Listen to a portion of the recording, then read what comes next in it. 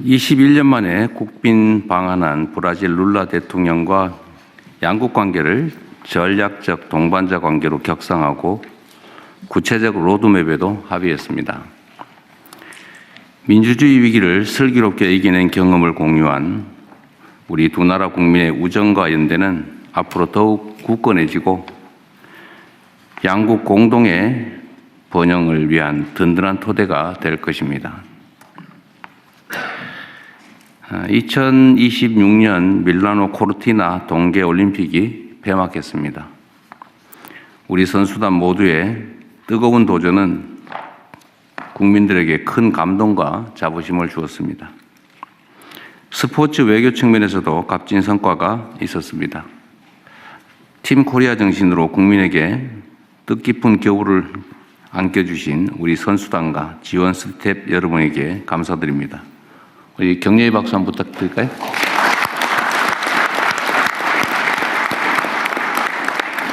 수고 많으셨습니다. 한편으로 짚어볼 부분도 있습니다. 우리 선수들의 투지와 활약에도 과거 국제대회에 비교하면 사회적인 열기가 충분히 고조되지 못했던 아쉬움이 있습니다. 오는 6월에는 북중미 월드컵도 예정되어 있습니다. 국제적 행사에 대한 우리 국민들의 접근성을 폭넓게 보장하는 제도 개선이 필요합니다. K컬처의 세계적 열풍에 힘입어 지난해 우리나라를 찾은 해외 관광객이 1,900만 명에 육박하며 사상 최고치를 갱신했습니다. 이번 설 연휴 기간에도 면세점, 백화점 등의 외국인 매출이 폭발적으로 늘어났다고 합니다. 이런 흐름을 우리 관광산업의 질적 도약의 발판으로 삼아야 되겠습니다. 이를 위해서 특히 관광객의 80%가 서울에 편중되는 불균형에서 벗어나야 합니다. 지방주도, 지방 중심으로 관광산업 대전환이 이루어지면 좋겠습니다. 지역 맞춤형 관광상품 개발과 함께 교통, 숙박, 쇼핑, 결제에 이르기까지 고질적인 불편을 해소하는 데 정책 역량을 모아주시기 바랍니다.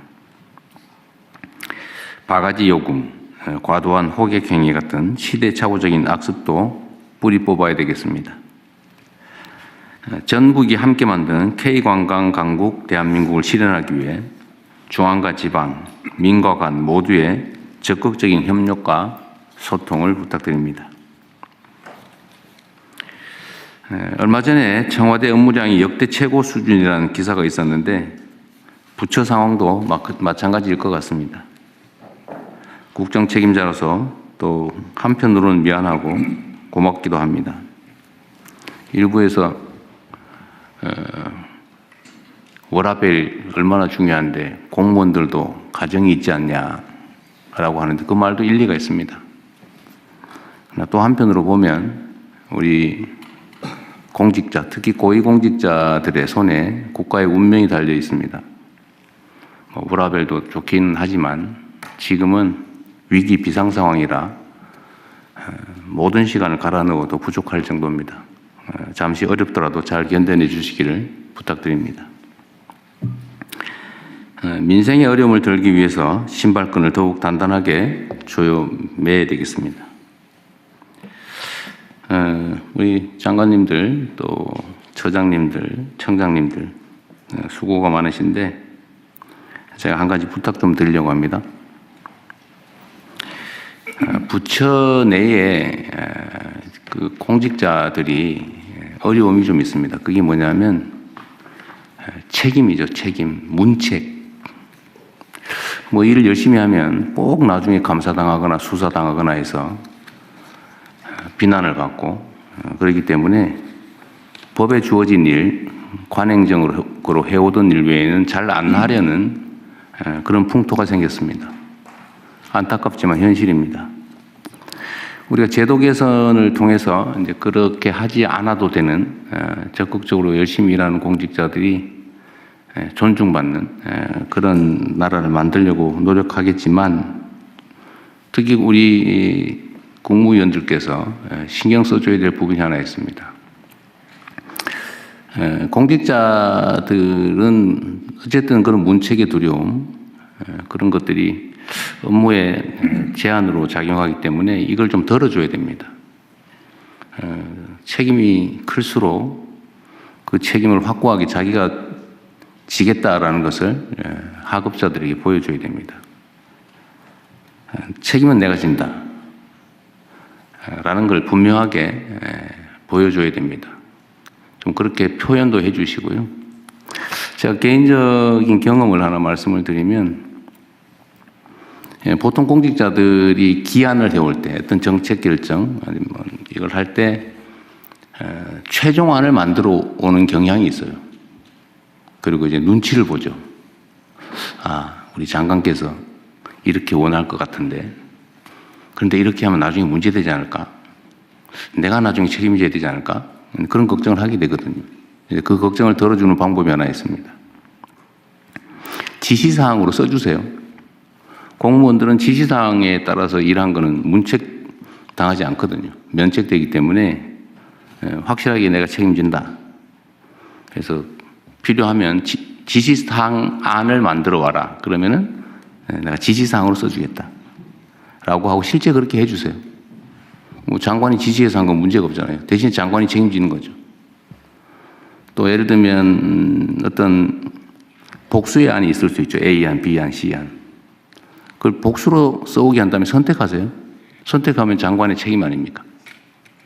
단일안을, 최종안을 만들어 오라고 하면 스트레스 받으니까 지시사항을 써주거나 아니면 복수안 중에서 최종 책임자가 고르는 거죠. 그러면 실무자는 책임이 없으니까 좀 마음이 편할 겁니다.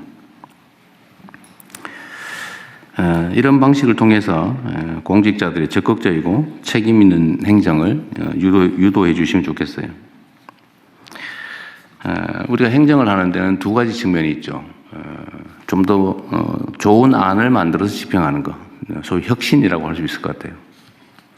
또 과거에 잘못된 관행이나 또 잘못된 점들을 시정하는 것, 개혁이라고 할 수 있겠죠. 잘못된 걸 고치고 더 나은 상황을 만들어가는 것.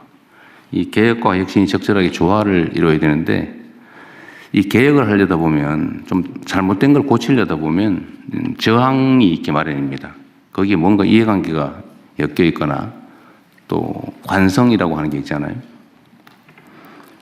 그래서 이 개혁 과제들은 사실은 해야 될 일인데 쉽지가 않습니다. 또 은폐되어 있는 경우도 많아요. 문제가 없는 것 같은데 그 밑에 살짝 숨겨져 있죠. 이런 것들을 잘 찾아내고 잘못된 것들은 고쳐가는 것이 매우 중요할 것 같습니다.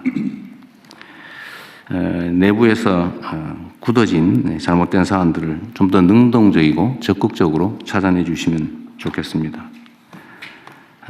전에도 말씀드렸지만 성과라고 하는 게 뭔가 큰 획기적인 한두 가지 행위로 고쳐지지가 않아요. 바뀌어지지가 않습니다. 작은 것들을 모으면 성과가 되죠. 그럼 정성이 필요해요. 또 시각도, 바른 시각도 필요합니다. 똑같은 상황을 보고도 이 사람은 문제를 느끼는데 저 사람은 못 느끼는 경우가 많아요. 그래도 일상적으로 해오던 사람들은 그게 뭐가 문제인지 인식하기 어렵습니다. 그건 사람이 나빠서 그런 건 아니거든요. 그래서 장관이나 처장, 청장 이런 분들이 새롭게 가면 이제 새로운 시각으로 사물을 볼 수가 있죠.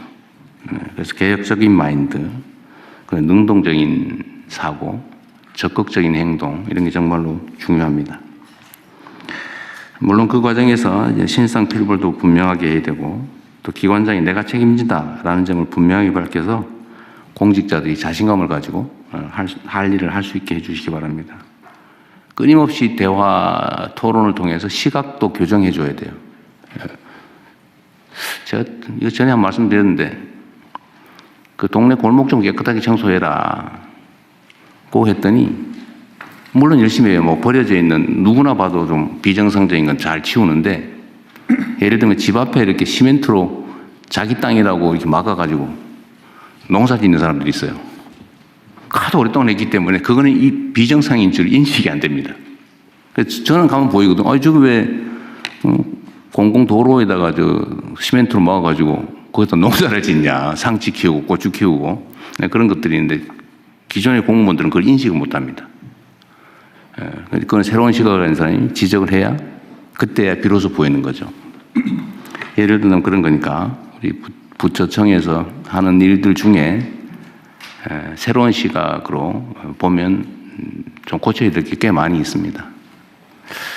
명백하게 잘못된 거는 잘 드러나지 않죠. 그런 것들은 당연히 고쳤을 테니까요.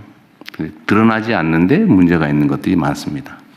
좀 자세히 들여다보고 그래서 현장이 중요하죠. 수요자 중심의 마인드가 또 그래서 중요합니다. 우리가 주는 쪽에서 보는 거하고 받는 쪽에서 보는 거하고 다르죠. 그러려면 끊임없이 새로운 시각을 가진 사람들하고 교류하고 토론하고 그럴 필요가 있습니다. 그리고 또 한 가지 앞으로 우리 국무회의를 좀 방향을 바꾸면 좋겠어요. 뭐 가급적이면 자유롭게 토론하자고 하지만 사실은 좀 꺼려지는 것도 있죠.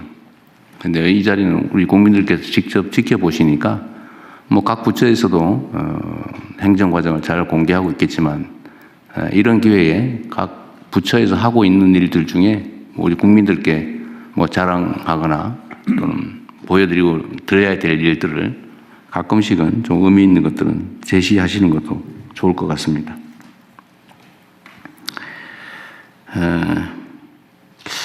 사소한 거긴 한데 제가 이런 것도 좀 가능하면 각 부처에서 좀 관리 찾아주면 좋겠어요.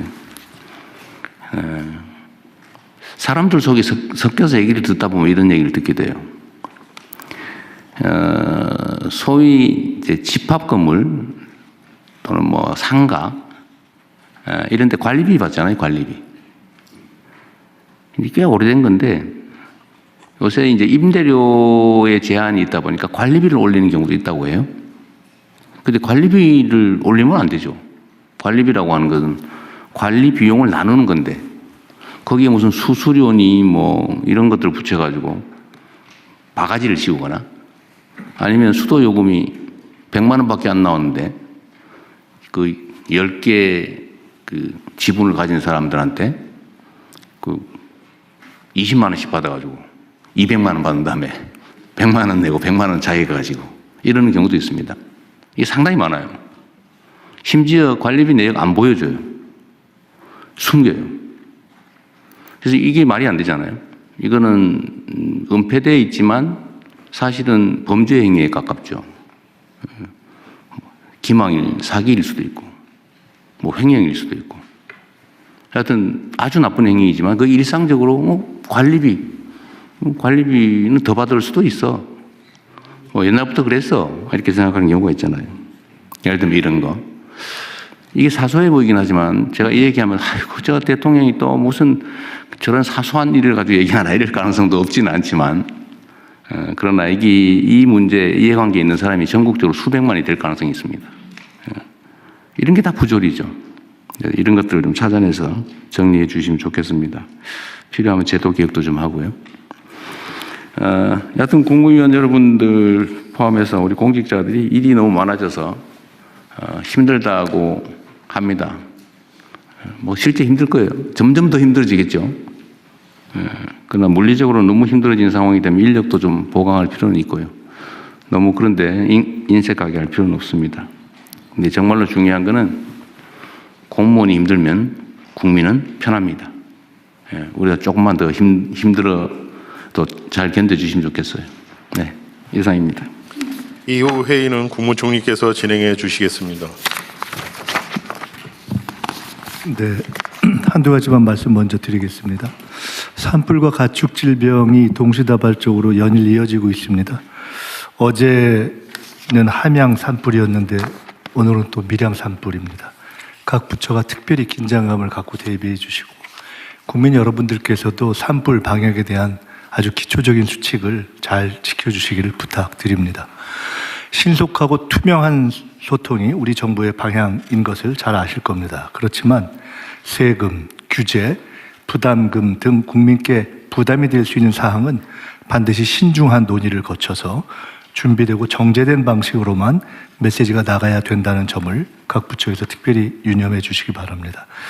끝으로 가짜뉴스가 급증하고 있습니다. 정부 메시지에 대한 각종 보도나 온라인 흐름을 각 부처에서 24시간 모니터링하고 왜곡이 있는 경우에 즉각 바로잡는 노력도 해주시기 바랍니다. 현안 그런데 토의로 바로 들어가도 될까요? 산불이 왜 이리 많이 나는 거예요? 글쎄 지금 뭐 이게 계절상 건조한 것도 그렇고 강풍 때문에 그래서 지금 사실 우려를 하고 있는데 3월에는 예년의 경우에 더 난다고 합니다. 100헥타르 이상 대규모 산불이 작년의 경우에 하루에 그러니까 작은 것까지 하면 20여 건, 큰 것이 막 4-5건이 동시다발적인 경우도 있어서. 근데 지금 대통령님께서 사실은 우리 정부 들어선 이후에 헬기 투입 시간을 30분 정도 줄이는 조치를 하셨거든요. 그러니까 불이 났을 경우에 진압은 매우 빨라지고 피해는 줄어들었는데 작년 대비 올해 산불이 60%가 더 발생했다는데 그 이유가 대체 뭘까? 그러니까 이게 아니면 건조하고 바람 많이 기상 불고 문제와 관련이 있는 것 같습니다. 그래서 하여간 이거를 작년 대비 올해 갑자기 기상이 그렇게 나빠질 그러니까 것 같지 그걸 않거든요. 잘 모르겠습니다. 그래서 지금 좀 분석을 좀 해서 좀 가능한 방안이 뭔지 한번 찾아보시죠. 예. 대통령님, 지금 현재 상황은 일단 눈비가 굉장히 적었습니다. 이번 겨울에서 건조함이 심한 것이 가장 특징이고요. 그래서 저희들이 지금 평균 보면 일평균 8에서 10건 정도 발생을 하고 있는데 다행히 지금까지는 인명피해나 재산피해가 거의 없습니다. 그래서 진압을 빠르게 하고 하니까 그런 있고요. 건데. 그리고 지금 밀양 산불 경우에도 제가 들어오기 전에 본 것으로는 85% 진화가 되었습니다. 그래서 그리고 오늘 오후에는 또 기상 예보도 있고 해서 그 진화는 될 것으로 생각합니다만 저희들이 원인 분석을 1차적으로 좀 해봤습니다. 네. 그랬더니 1위가 화목 보일러에서 그 불꽃이 튀어서 바람이 부니까 이제 산 근처에 있는 민가에서 불이 나서 옮긴다. 그래서 어제 파악을 해보니까 3만 호 정도가 화목 보일러를 쓰고 있다고 합니다. 그래서 도의 농정국장들을 통해서 화목 보일러 보유하고 있는 마을들 찾아서 좀 관리를 부탁을 어제 드렸고, 그리고 그 두 번째 원인은 이제 좀 떨어져 있지만 주택 건설 같은 거 할 적에 날씨가 추우면 왜 불을 피우지 않습니까? 그 불꽃이 튀는 게 있고요. 세 번째가 그 영농 부산물 소각을 농촌에서 합니다. 그래서 이거는 작년에 비하면 많이 줄긴 했지만 저희도 이것도 좀 근절을 할 수 있도록 소각하지 말고 파쇄하도록 그렇게 안내를 하고 있습니다. 하여튼 화재 발생 건수가 계속 기하급수적으로 늘어나는 것 같아요. 저는 그 원인 제거를 좀 할 필요가 있을 것 같습니다. 하여간 말씀처럼 저희가 헬기 투입도 늘리고 특별히 인명에 대한 대피를 빨리 하는 것 쪽으로 정리해서 그건 줄었는데 그 원인 부분을 더 분석해서 발생 자체를 줄이도록 노력하겠습니다. 지금 산림청장이 결혼돼서 그런데 야간 헬기 투입은 아직도 훈련 중이에요? 훈련하고 있는 것으로 알고 있고요. 훈련을 지금 몇 년째 하고 있는 거예요, 지금? 조만간 개동할 수 있도록 그렇게 하겠습니다. 안전하게 그러십시오. 네, 그러면은 현안 토의로 들어가겠습니다. 촉법소년 연령 하향 논의 법무부 차관께서 발제해 주시기 바랍니다. 네, 법무부에서 촉법소년 연령 하향 논의를 보고드리겠습니다. 처벌을 받지 않는 형사 미성년자 연령은 14세 미만으로 1953년 형법 제정 이후 약 70년 동안 유지되어 왔습니다. 그러나 형사 미성년자의 범죄가 증가하고 그 양상도 흉포화되며 제도를 악용하는 사례까지 계속 발생하여 형사 미성년자 제도의 문제점에 대한 지적이 있어 왔습니다. 이에 22대 국회에서도 형사 미성년자 기준 연령을 하향하는 형법 및 소년법 개정안이 다수 발의된 상태입니다. 형사 미성년자 기준 연령 하향에 대해서는 찬반론이 첨예하게 대립하고 있습니다. 찬성하는 입장에서는 형법 제정 이후 소년의 정신적, 신체적 성숙도가 높아졌고 범죄가 흉포화됐다는 것을 근거로 주장하며 반대 입장에서는 형사 미성년자에 대해 소년법상 보호 처분이 가능하고 수용기관에서의 범죄 학습, 부정적 낙인 효과가 발생하는 점 등을 주장하고 있습니다. 해외 입법례는 7세 미만부터 16세 미만까지 다양하게 있는 상태입니다. 다음 페이지입니다. 형사 미성년자 연령 하향 시 하향 검토 시 고려해야 되는 사항들입니다. 첫 번째로 형사 미성년자 범행의 사건 수가 증가하고 죄질도 악화되고 있습니다. 21년 대비 25년에 형사 미성년자 범행 건수는 11,677건에서 21,000여 건으로 약 80% 증가했고, 같은 기간 성폭력 범행 건수는 398건에서 739건으로 85%가 증가했습니다. 같은 기간 동안 형사 미성년자인 12세, 13세에 대하여 보호처분 중에 가장 중한 처분인 소년원 송치처분이 급증하는 등 죄질도 악화되고 있습니다. 두 번째로 형법 제정 후 소년들이 신체적으로 성숙했고 사회 환경도 변화함에 따라 민법상 성년 연령과 공직선거법상 선거권, 피선거권 연령이 하향됐지만 형사 미성년자만 그대로 유지되고 있습니다. 민법상 미성년자도 제정 이후 약 50년 동안 유지되다가 2011년 만 20세에서 19세로 낮아졌는데요. 당시 주된 개정 이유가 청소년의 조숙화 및 사회 경제적 현실 반영이었습니다. 마지막으로 법무부는 소년 범죄 예방 및 재범 방지의 중요성을 깊이 인식해서 2022년 소년 범죄 종합 대책을 마련하고 다수의 예방 및 재범 방지 대책을 시행했지만 여전히 형사 미성년자의 범행은 증가하고 있습니다. 이와 같은 점을 고려할 때 이제는 형사 미성년자 기준 연령 하향에 대해 본격적으로 논의가 필요하고 법무부도 금일 토의 내용을 바탕으로 적극적으로 국회 입법 논의를 지원토록 하겠습니다. 이상 보고를 마치겠습니다. 지금 그러니까 14세 미만은 촉법 소년으로 되어 있다는 거잖아요. 지금 초등학교 6학년이 몇 세예요? 만 12세 정도 됩니다. 12세.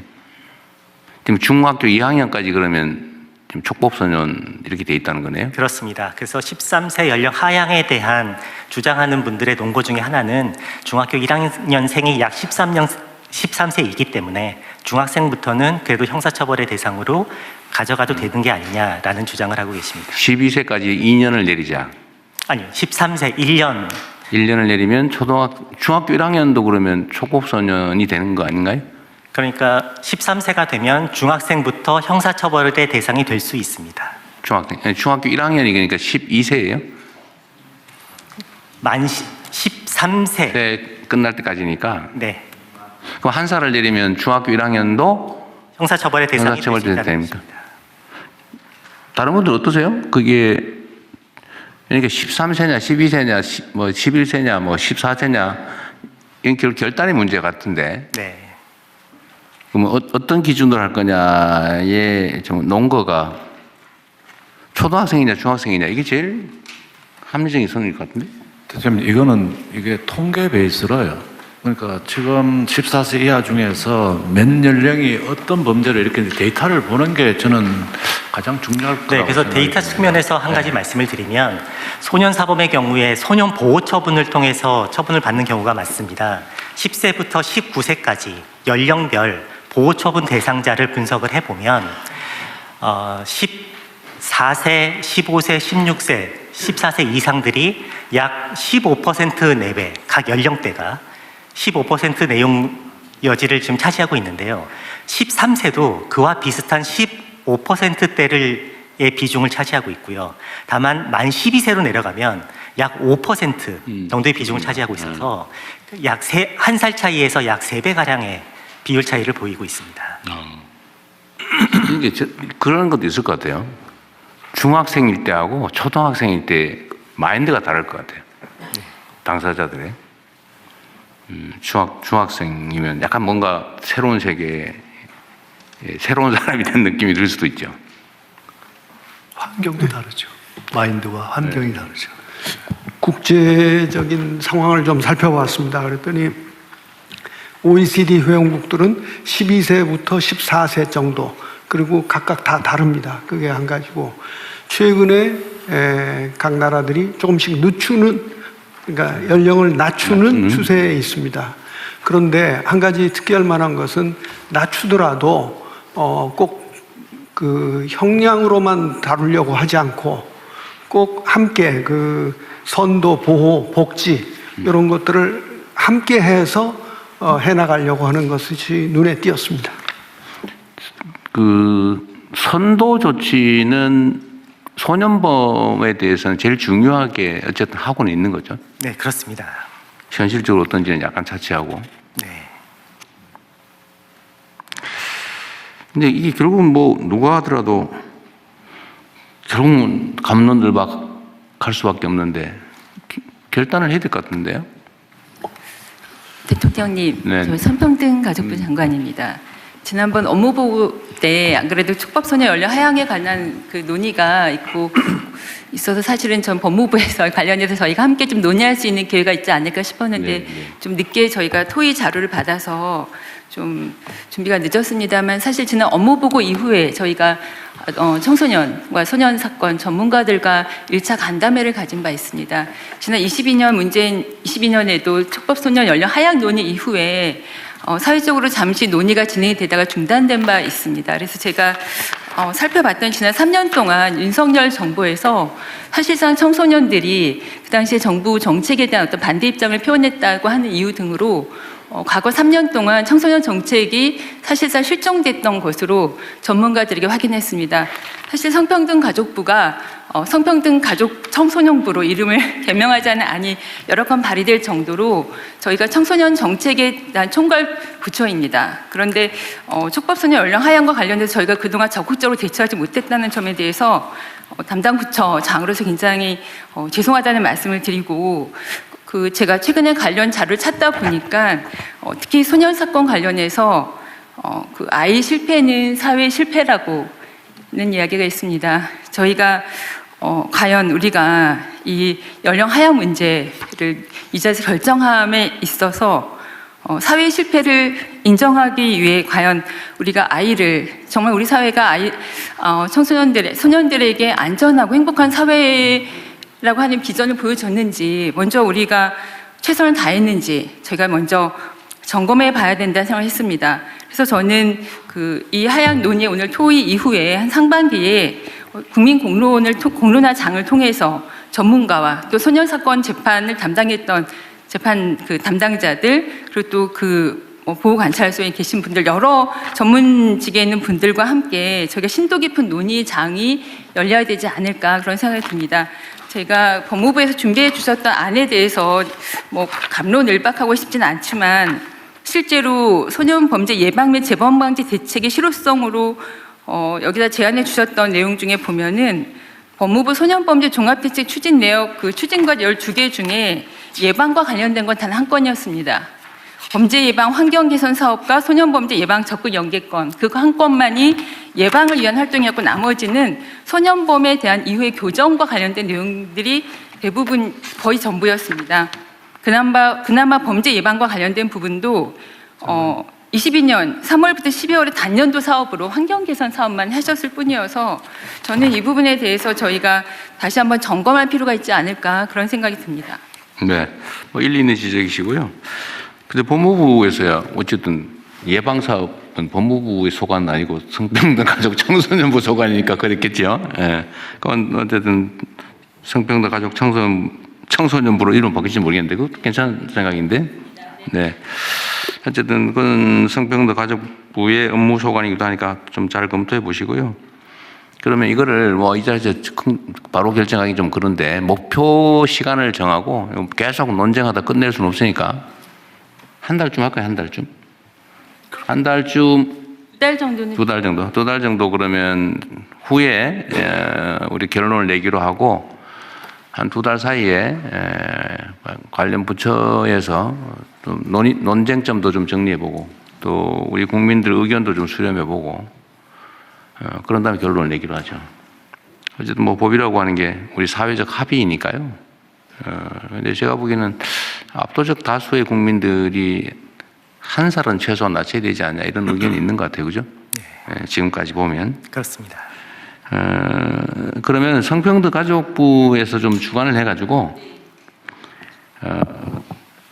공론화를 한번 해보세요. 네. 그 전에 왜 우리가 원자력 발전 여부에 대해서 문재인 정부 때 해봤잖아요, 그죠? 네. 어쨌든 중요한 사회적 현안이니까 네. 좀 적정하게. 네.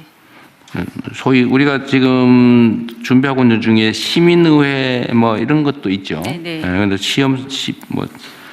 첫 출발로 하면 이걸 한번 논의를 두 달 안에 한번 네. 쭉 논의를 한번 해보죠. 네. 집단 토론을 한번 해가지고 네.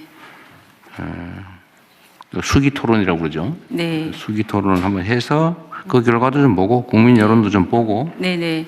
또 과학적인 논쟁을 거쳐서 두 달 후에는 결정을 좀 하도록 하겠습니다. 네네. 이 부분에 대해서 교육부나 또 보건복지부도 아동권리와 관련해서 다 관계부처이기 때문에 함께 논의하도록 네. 하겠습니다. 공론화는 어쨌든 이 문제에 대한 국민적 논의는 성평등가족부에서 네. 책임을 지시고 다른 부처에 네. 필요하면 협조를 좀 네, 구하도록 네. 하시고요. 네, 알겠습니다. 네. 어떻게 처분할 것이냐는 법무부 소관이긴 한데 네. 어떻게 정할 것이냐는 성평등가족부 소관 같으니까 잘 준비해 주시기 바랍니다. 네. 네. 네, 다른 말씀 없으시면은 부처보고로 넘어가겠습니다. 인구 감소 지역 인구 증감 분석을 농림축산식품부 장관님부터 농식품부, 기후부, 행안부 순서로 보고해 주시기 바랍니다. 예, 농식품부 보고 드리겠습니다. 농어촌 기본소득 대상 지역의 인구 동향을 분석해 봤습니다. 농어촌 기본소득 같은 경우에는 인구 감소 지역 중에서 10개 군에 대해 26년, 27년 2년 동안 기본소득 시범사업을 도입합니다. 대상 지역에 30일 이상 거주하신 분들한테 월 15만 원 상당의 지역사랑 상품권을 지급합니다. 2월 말, 즉 이번 주부터 첫 지급이 예정되어 있습니다. 먼저 그 22년부터 24년까지 경기도의 청산면에서 연천군 청산면에서 기본소득 사업을 한 바 있습니다. 그래서 청산면의 경험을 그 인구 중심으로 간략히 분석을 해봤습니다. 사업을 했던 첫 해에 인구가 8.3% 정도 급증하였습니다. 그런데 이후에는 완만하게 감소세가 이어졌습니다. 이 감소의 이유는 실거주 확인을 강화했고 사망 등에 기인한 것으로 분석이 됩니다. 그래서 그 21년 대비해서 24년에는 결과적으로는 연천군 전체는 동기간에 마이너스 4.3% 인구가 감소한 대비해서 청산면의 경우는 4.3% 인구가 증가했습니다. 청산면의 인구는 경기 북부 도시 지역이나 연천군 내에서 유입된 것으로 판단이 됩니다. 이 효과는 인구를 넘어서 주민들한테 조사를 해봤더니 삶의 만족도가 상당히 증가한 것으로 분석이 되었고, 제가 청산면에 방문을 한번 하여 보았는데 장사하시는 분들이 그 이야기를 하더라고요. 문 닫을 뻔했는데 유지할 수 있게 됐다라는 이야기도 해주셨고, 그 실제로 사업체 수가 8% 정도 늘었습니다. 그리고 주민들이 삶의 여유가 생기다 보니까 지역에서 하는 일에 특히 봉사활동 등에 적극적으로 참여를 한다라는 이야기도 많이 있었습니다. 근본의 10개 군 대상으로 해서 1월 20일까지 그 주민등록 인구 현황을 분석을 하여 보았습니다. 일단 그 시범사업 지역을 선정하기 전 3개월 동안 인구 증가율은 10개 군 합쳐서 마이너스 0.2%였습니다. 그런데 선정한 이후 3개월 동안을 보니까 4.1% 인구가 증가했습니다. 그 대상 지역으로 전입한 분 중에 43%는 수도권하고 인근 대도시에서 유입된 것으로 보입니다. 그리고 10개 군 중에 저는 상당히 이게 의미가 있다고 보는데 39세 이하 청년층 인구가 4,163명이 증가했습니다. 청년층 증가율이 5.6%인데 이것은 전체 연령 증가율 4.1%보다 훨씬 높습니다. 전체 증가한 인구 중에서 청년층의 비중이 32%였습니다. 인구 유입은 읍보다 또 면이 더 많았던 것도 상당히 의미가 있다고 봅니다. 다만 청년층의 경우는 면보다는 읍으로 더 많이 유입되었습니다. 세대수 기준으로도 살펴봤습니다. 세대수 기준으로 보니까 역시 시범사업 지역 선정 시점 기준 3개월 세대 증가율은 마이너스 0.04%였는데 선정 이후에 2.5% 세대 증가가 있었습니다. 그 이야기는 인구 증가가 세대에 편입되는 방식으로 많이 이루어졌다는 것을 뜻합니다. 다음 페이지입니다. 10개 군의 전출입 현황을 분석을 해봤습니다. 선정 이후에 순유입은 전체로 14,061명입니다. 이 중에 전입이 22,261명입니다. 그런데 그 전출지, 즉 전입자들이 어디에서 왔나를 살펴본 그래프를 하나 그려봤습니다. 이게 상당히 저는 그 의미가 많다고 봤습니다. 수도권하고 인근 대도시에서 43%가 유입이 되었습니다. 그리고 대상 지역의 인접 지역에서 유입된 것이 25%, 그리고 여타 지역이 32% 비율로 유입이 되었습니다. 즉, 그 수도권에서 인구 유입이 된 것이 전체 10개군 같은 경우에 평균적으로 보면 4명 중 1명꼴입니다. 그런데 연천군은 수도권에 자리하고 있어서 워낙 수도권 유입 비율이 많기 때문에 연천군을 제외하고 9개 군 중심으로 보면 5명 중 1명꼴은 수도권에서 유입됐다, 이렇게 볼 수가 있습니다. 그래서 기본소득 사업이라는 것이 대상 지역에 그냥 뭐 돈을 나눠준다, 이런 시각을 가진 분도 계시지만, 이거는 전체적으로 보면 그 인구 분산 효과도 가질 수 있다라는 가능성을 보입니다. 특히 그 인근 대도시 등에서 그 이주를 많이 한 지역이 분포가 조금씩 다른데, 신안 같은 경우에는 인접 지역에서 이주를 한 경우가 많고, 순창, 옥천, 곡성, 장수 같은 경우에는 주로 인근의 대도시에서 많이 이주를 합니다. 그 밖의 지역, 청양, 정선, 영양, 남해 같은 경우는 그 외 지역에서 유입이 많이 되고 있습니다. 저희들이 분석하면서 그 인근 대도시라고 하는 것은 시군청 기준으로 해서 1시간 이내에 인구 50만 이상 도시를 기준으로 분석을 하였습니다. 전입된 사유도 흥미가 있습니다. 최근에 10년간 전국에서 전입 사유를 조사를 해보면 주택이 차지하는 비중이 가장 높습니다. 38% 됩니다. 그런데 시범지역 10개 군 같은 경우에는 왜 이주했느냐라는 질문에 대해서 37%가 가족, 그리고 직업의 순서로 선택을 하였습니다. 이야기는 가족이라는 것은 이제 세대 편입을 어느 정도 나타낸다고 볼 수 있고, 직업 같은 경우에는 조심스럽지만 청년층 비중이 높고 직업을 선택한 걸로 봐서 창업이나 취업 등이 이루어질 가능성이 상당히 있다고 봅니다. 다만 지금 주민등록 통계상에는 이걸 명확히 규명할 수가 없기 때문에 저희가 이후에는 구체적인 설문조사를 진행하겠습니다. 인구 분석 이외에 저희들이 지금까지 나타난 좀 변화를 몇 가지 봤는데, 저는 이게 지역 활성화에 상당히 기여할 수 있는 대목이 많이 관찰됐다고 봅니다. 남해군 같은 경우에는 주민들이 빈 점포에서 시금치 등을 비롯해서 반찬 가게를 조성을 새로 한다거나, 순창군에서는 옷가게나 분식점이 새로 개업을 했습니다. 그리고 신안군에는 전자제품 판매점이 문을 열었습니다. 청양군에는 아이스크림집이 문을 열었습니다. 이런 방식으로 굉장히 지역의 어떤 활력, 이런 것들을 새롭게 기대하는 그런 활동들이 많이 나타나고 있습니다. 이후 계획입니다. 저희들은 이 10개 기본소득 대상 지역 중심으로 해서 청년들이 창업할 수 있도록 좀 이 부분에 대해서 홍보를 많이 하려고 하고, 지역에서 활동하는 사회연대 경제 조직이 이동장터나 천원택시 등과 같은 이 지역에 맞는 사업들을 좀 할 수 있도록 집중적으로 지원하려고 합니다. 그리고 우수한 모델의 경우에는 적극적으로 발굴하고 그것을 다른 지역에도 확장될 수 있도록 홍보하려고 합니다. 그 동시에 위장전이 걱정하시는 분들이 많기 때문에 이 부분들에 대해서는 주민들하고 함께 관리를 철저히 하도록 하겠습니다. 그리고 본사업화하기 위해서 저희들이 입법 준비하는 것 이외에도 경제인문사회연구회와 함께 그 시범사업을 한 지역과 안 한 지역, 그리고 그 유사한 지역 간의 어떤 비교, 그리고 이전과 이후 이런 방식으로 해서 다양한 분야의 평가를 추진을 동시에 하도록 하겠습니다. 이상입니다. 재밌네요. 일단은 몇 가지만 질문 한번 해보고,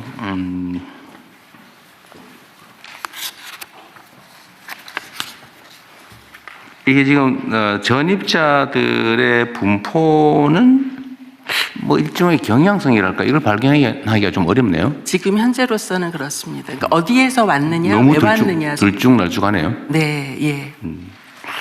뭔가 이유가 있을 텐데. 예. 그 다음에 남해, 영양, 청양 이런 데는 기타가 무려 50, 70 이런 나라인데 기타 내용을 분석해 볼 필요가 있겠는데. 예. 기타가 75%. 예. 이게 뭘까 대체? 예. 그 부분을 조금 더 구체적으로 저희들이 분석을 이후에 하겠습니다. 질문 방식에 문제가 있을 수도 있죠. 어쨌든 취창업이 꽤 있다. 근데 그 중에 예를 들면 이 마을 단위로 군 단위로 지금 전입하는 경우에 이제 결국 먹고 사는 문제가 중요하잖아요. 근데 그 중에 먹고 사는 수단 중에 제일 큰 게 지금으로서는 태양광 발전 아닌가요? 농사로는 일반 그냥 농사보다는 그게 몇 배의 소득이 있다는 거 아닙니까? 여러 가지를 해야 될 듯합니다. 그러니까요. 그 환경부 장관님. 아무래도 농사소득보다는 태양광 소득이 그건 뭐 몇 배씩 네, 되죠? 훨씬 높습니다. 근데 아직도 그게 충분히 홍보되거나 지원되지 않아서 네. 저 같아도 예를 들면 지방에 예를 들어서 지금 텅텅 비어 있는데 골짜기 이런 데는 밭들도 다 묻고 근데 거기를 어떻게든지 제도적으로 뭐 보완 방법을 찾아서 소위 묵밭이나 이런 공공 도로 제가 맨날 얘기하는데 그 오솔길 도로 작은 하천 위 뭐 이런 데는 태양광 발전해서 팔면 웬만한 농사 지어서 수도권에서 막 직장 없어서 고생하는 것보다 훨씬 나을 것 같거든요. 네. 환경도 좋고. 그리고 최근에는 농사도 아이디어가 어떤가에 따라서 그렇죠. 굉장한 소득을 올릴 수도 있습니다. 근데 그게 이제 충분히 홍보도 안 되고 아직도 뭐 확신이 안 서니까 그럴 텐데 저 최저임금 자리도 못 찾아서 막 헤매는 것보다는 훨씬 나을 것 같아요. 네. 그래서 많은 사례들을 좀 많이 알려주는 네, 것이 좀 연구를 좀 해가지고 성공적 사례를 최대한 빨리 발굴해가지고 예, 또 홍보도 좀 하고. 예, 그렇게 하겠습니다. 특히 마을 공동체의 햇볕 연금을 그래서 빨리 좀 발굴해야 돼요. 네, 추진단 만들어서 네. 마을 공모를 하기 시작했습니다. 그리고 제가 어디서 보니까 영양군은 15만 원이 아니라 자체 군 예산으로 5만 원을 대서 예. 월 20만 원씩 하기로 맞습니다. 했다 하더라고요. 예, 그 동네는 뭐 보도에도 많이 나오던데 네, 동네에 완전히 활기가 예. 돈다고. 그 영양이 경북에서도 아주 오지 중에 오지인데 네, 그것도 보면 상당히 효과가 있어 보이기도 해요. 그렇습니다. 그 무주군은 이게 이제 선정에서 떨어져 가지고 자체적으로 하겠다 이래 가지고 예, 연 80만 원? 맞습니다. 네, 군 예산 자체 사업을 네. 하겠다 지금 이런다는 예. 것 같아요. 그 이렇게 열성적인 데는 뭔 수를 좀 내 가지고 네, 지원 대상을 좀 추가하는 걸 검토를 해보시죠. 네, 그렇게 하겠습니다. 뭐 우리가 추경을 언제 하게 될지 모르겠는데 뭐 그럴 경우에는 이렇게 열성 있는 군 단위에는 네, 억울할 것 같아요. 네, 떨어져가지고. 그리고 지방 단위로 우리 지원을 지금 똑같이 하고 있는데 예, 우리가 뭐 정한 원칙이 있잖아요. 수도권에서 또 대도시에서 멀수록 지원을 늘린다. 네, 그것도 좀 보완을 할 필요가 있을 것 같습니다. 알겠습니다. 네, 멀리 있는 데는 중앙정부 지원도 늘리고 수혜 액수도 늘리고 좀 그것도 한번 길게 봐서 하면 좋겠고요.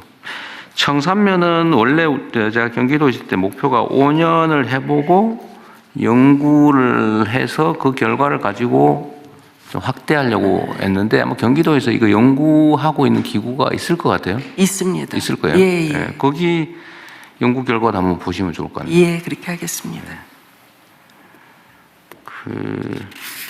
하여튼 이게 지금 최근에 인공지능이 이제 활성화되고 특히 이제 휴머노이드, 인간 유형의 로봇, 인공지능을 장착한 사람 모양의 로봇. 이게 지금 생산 현장에 직접 투입되는 상황이 왔는데 이 경향성은 앞으로 더 심화될 거고 그러면 일자리 문제는 점점 심각해질 거고 양극화도 더 악화될 텐데 하여튼 이 소위 기본소득에 대한 사회적인 합의나 동의나 공감이나 이런 게 많이 올라가는 것 같아요. 이 기본소득에 대한 그 주무부처는 어디예요? 만약에 한다면? 농어촌 기본소득은 네, 지금 농식품부에서 예. 하고 있고 농촌이니까. 근데 일반적으로 지금 당장 어렵지만 길게 봐서 예, 일반적으로 이제 시행이 되면 행안부에서 행안부 담당을 소관이? 해야 될 것으로 보고 있습니다. 행안부가 맞는 게 맞을까? 지방정부, 지방행정 차원에서 그렇게 한다는 것 네, 같은데. 그리고 지방 재정하고 예, 그러니까 예를 들면 어떤 특정 지방에 관한 건 그런데 길게 봤을 때 하여튼 기본소득은 전 국민 대상의 논쟁거리라서 행안부가 맞는 게 맞나? 어디가 재경부나 기획예산처가 하는 게 맞을 것 같습니다. 재경부나 기획예산처가 하면 안 되는 쪽으로 갈 가능성이.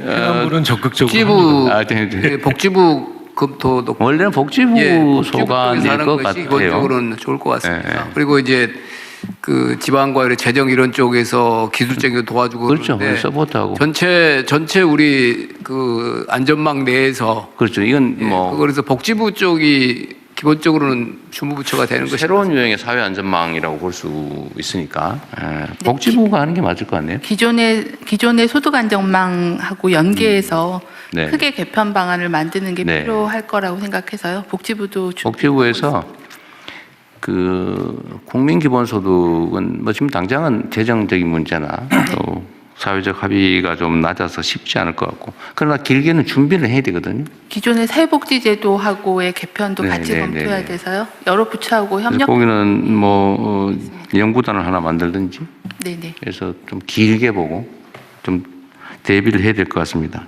대통령이 그 기본사회위원회가 그 3월에 있죠. 발족을 할 예정입니다. 물론 거기는 이제 정책 연구할 거고 네네. 실무 준비는 어쨌든 부처에서 해야 되니까 그 부처의 주관은 복지부가 맞을 것 같네요. 행안부도 열심히 준비해 주세요. 지방등부 차원에서 하는 거는 예, 기본사회위원회 지원해야 되니까. 예. 그리고 아직 약간 섣부리긴 한데 이 농어촌 기본소득은 뭐 아직은 시행한 지 몇 달 안 돼서 초기이긴 하지만 예측컨대는 상당한 효과가 있을 거고 또 확대해야 되고 시스템으로 좀 갖춰야 되는데 지금 이제 시범은 2년 한다고 지금 얘기한 거예요? 이거 안 할 수가 없을 거예요 앞으로. 그래서 이거 농어촌 기본소득법을 만들든지 기본소득법을 만들든지 뭔가 준칙을 만들어야 될 것 같아요. 저희 지금 상임위에서 법률로 만들려고 하고 이 있어요? 논의를 했습니다. 준비를 좀 잘해 주시기 바라고 이제 그걸 할 때는 이제 국토균형 발전이 중요하니까 하여튼 수도권과 대도시에서 뭘 경우에 더 지원하는 차등 지원할 수 있는. 네 차등 지원할 네, 때 알겠습니다. 차등하면 기분 나쁘니까 예, 알겠습니다. 균형 지원 균형 지원할 수 있도록 하겠습니다. 네. 다른 분들 의견 있으면 말씀하십시오. 기본소득 대통령이 말씀하십시오. 네, 기본소득은 그 보편적 차원에서는 복지부가 있고 또 지금 특화된 형태로는 농어촌 기본소득이 네. 있듯이 문화예술인 쪽도 맞아요. 문화예술인 기본소득도 사실은 해야 될 일인데요. 네, 기본소득을 받으면 그 시간에 문화예술인들은 어쨌든 창작 활동을 할 수 있기 그렇죠. 때문에 또 다른 개념으로 좀 접근할 수 있고요. 네. 이렇게 분야별로도 또 네, 그것도 기본소득 관점을 한번 볼 필요가 있을 것 같습니다. 원래 우리 예산에 예술인 기본소득 개념으로 일정한 자격을 갖추면 일정액을 그냥 지원하는 그 일부 예산은 있죠. 네, 있습니다. 그리고 얼마 올해부터는 정도예요? 또 청년 쪽은 또 따로 또 예산을 편성해서 이런 생활의 불편함에 따라서 이렇게 예술 활동에 집중할 수 없는 친구들을 한 3,000명 정도 이렇게 지원해 주는 그런 제도도 있고요. 3,000명은 너무 적은데 그죠? 우리 등록 예술인이 7만 명이라 했나요? 아니요, 한 25만 명 정도 되는 25만 명. 예술 활동 증명 제도 자체도 약간 좀 허점이 있고 문제가 있어서 지금 다시 한번 살펴보고 있습니다. 어쨌든 그 사업을 시행하면 예술인 등록한 사람이 많이 늘긴 하겠죠. 맞습니다. 그래서 조금 더 신뢰도를 높일 수 있는 작업들을 해야 됩니다. 어쨌든 문화예술이라고 하는 게 그게 개인의 취미 활동이기도 하지만 그걸 넘어서서 사실은 사회적인 기여가 상당히 큰 일이잖아요. 그죠? 네, 공동체에 기여할 수 있는 일입니다. 그리고 이게 그런 면이 있는 거죠. 예를 들면 이게 수익을 위한 일, 예를 들면 이익을 얻기 위한, 수입을 얻기 위한 일을 하고 자기 성취를 위한 일, 그게 사회적으로 필요한 일인 경우, 이 경우에는 사실은 사회적 지원이 필요하죠. 그게 이제 문화예술인 기본소득 같은 거에 해당이 될 것 같습니다. 네, 맞습니다. 전에는 제가 이런 얘기하면 좀 미쳤다, 뭐 이런 소리 많이 들었는데 요새는 이런 얘기해도 별로 그런 소리 안 하더라고요. 많이 세상이 변한 것 같습니다. 네, 그렇게 지금 몇 가지 시범적으로 하고 있는 제도들이 성과를 거두고 있기 때문에 네. 조금씩 일상적으로 이제 받아들여지고 있는. 네, 문화예술 분야는 제가 자주 얘기하는데 이게 지금 토대가 좀 막 붕괴되고 있는 느낌이 들어요. 이건 또 문화체육관광부에서 각별히 좀 더 관심 갖고 주력해야 될 것 같습니다. 네. 좀 아래가 썩으면 큰일 나잖아요. 지금 위험한 상태죠. 네, 준비하도록 하겠습니다. 요 같은 주제로 지금 기후부하고 행안부 보고까지가 또 있습니다. 또 있어요? 네, 네. 그래서 잠깐만요. 기후부 넘어가기 전에 행안부 가죠. 장관님, 농림부장 한 가지만 말씀드릴게요. 이거 지금 보면 짧은 기간의 경험으로 총괄해 보면 인구가 한 4% 정도 늘은 것 같다. 예. 그런데 그 중에 25%가 수도권에서 온 것 같고 75%는 인근 대도시 또는 인근 지역이다. 인근 지역 또는 인근 대도시에 오는 것을 꼭 나쁘다고 하거나 의미가 효과가 적다고 말할 수는 없으나 없습니다. 네. 그러나 크게 보면은 수도권으로부터의 이전 효과를 높여가는 것이 맞을 가능성이 있죠. 왜냐하면 인근 대도시나 인근 지역 자체도 경우에 따라서는 줄거나 정체되어 있는 지역일 가능성이 있기 때문에 예. 그래서 그것을 어떻게 높일 건가를 좀 검토하시고 예. 그거를 높이면서 할 일을 만들어주는 방향으로 가야 되고 예. 우리가 수도권에서 멀수록 배려한다는 원칙을 지킨다면 네. 원격 이전을 더 배려하는 것도 사실은 고민을 좀 해봐야 될 대목 아닌가 싶어서 예. 서울에서 간 사람 더 지원해 준다. 이거 고민을 그것도 해야 고민해 될 볼 가능성이 만한 있어요. 그래서 왜냐하면 정책의 근본 목표는 수도권에서 지방으로 인구 옮기는 분산. 건데 바로 옆 동네에서 조금 어려운 사람 옮긴다. 그러니까 예. 그것도 의미는 있지만 조금 예. 한번 고민. 지방의 대도시에서 시군으로, 시군의 읍에서 면으로, 이것도 대단히 그건 중요한 의미가 흐름이에요. 있죠. 예. 네, 의미가 있죠. 그래서 제가 예. 의미는 있다고 말씀드렸죠. 예. 의미가 있는 걸 조금 더 강조해 알겠습니다, 보시면 좋을 것 총리. 같고요. 네. 기후부하고 행안부 이어서 말씀 주십시오. 네, 아니요, 아까 행안부 장관 하실 얘기 있다고 그러는데. 행안부가 기후부 다음에 자, 있어요. 네. 그러십시오. 예. 네, 기부 장관입니다. 햇빛연금을 가장 적극적으로 하고 있는 신안군의 인구 증감 사례에 대해서 보고드리도록 하겠습니다. 이거 기후부라고 하면 에너지 관련된 분들이 기후 에너지 환경부에서 기후 보고드리겠습니다. 기예부. 기후부 아니고. 네. 기후 에너지 환경부에서 보고드립니다. 신안군이 2018년부터 조례를 만들어서 재생에너지 발전 사업을 할 경우에는 주민 참여를 의무화하고 이익을 주민들에게 나눠주는 제도를 본격적으로 시행을 했습니다. 현재 그 수혜 인원이 전체 인구 약 4만 명인데 그중에 15,000명 정도가 수혜를 보고 있고요. 적게는 23만 원에서 많게는 한 200만 원 이상의 이 햇빛연금 지원을 받고 있습니다. 평균 56만 원 정도를 받고 있는 게 현재 신안군의 사례입니다. 본격적으로 21년부터 햇빛연금이 지급되기 시작했고요. 23년부터는 햇빛 아동수당도 지원하기 시작을 했습니다. 그래서 22년부터 인구 변동 추이를 그 아래 표처럼 보여드리는데요. 신안군 내에서도 이 햇빛연금 사업을 하고 있는 읍면이 4개 곳인데 이곳의 인구는 22년부터 25년 상반기까지 16%가 늘었고요.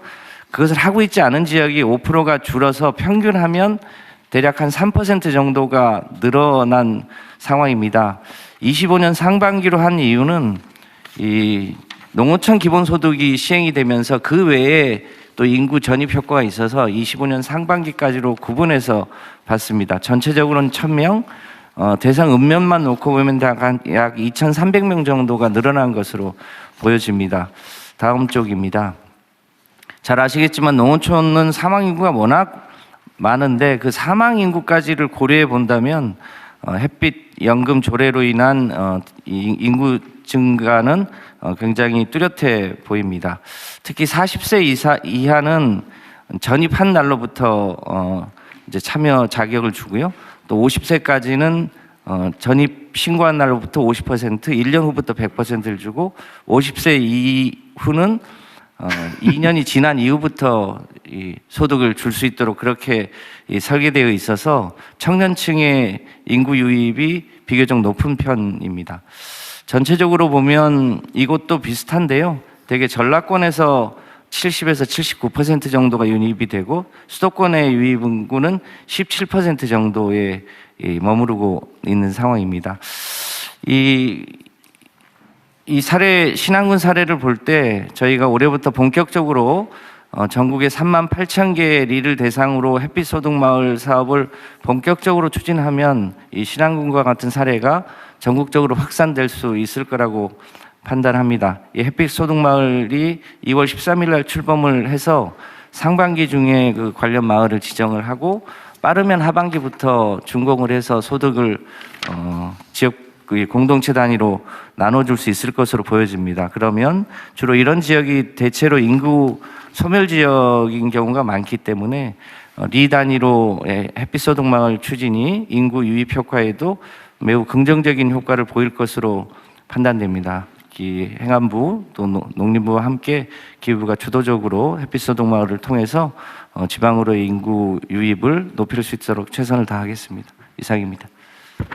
하여튼 여기 제일 중요한 거는 기후에너지부가 네. 송전망을 신속하게 깔아주는 게 네, 그래서 지난주에 이게 제일 이제 중요해요. 배전단 단위로 붙는 건데요.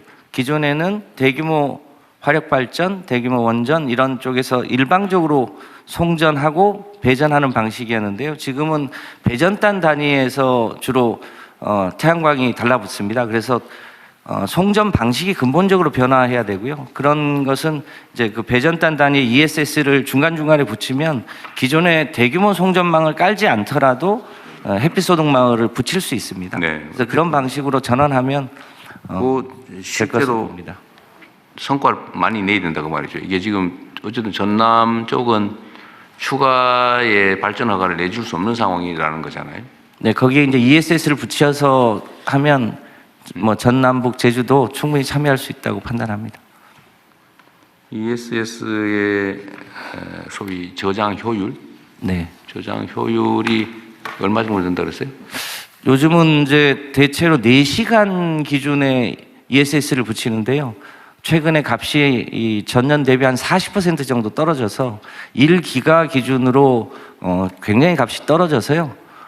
지금은 태양광하고 같이 해서 전체적으로 설비 가격이 예, 설비 가격이 굉장히 많이 떨어졌습니다. 1메가 기준으로 과거에는 한 5억 원 정도 갔는데 지금은 좀 단체 구매를 하면 1메가 기준으로 3억 원 수준까지도 설치가 가능할 것으로 보여집니다. 어제는 그런 기반 시설을 잘 갖춰줘야 이거 햇빛 연금 발전 사업도 원활하게 되겠죠. 그렇습니다.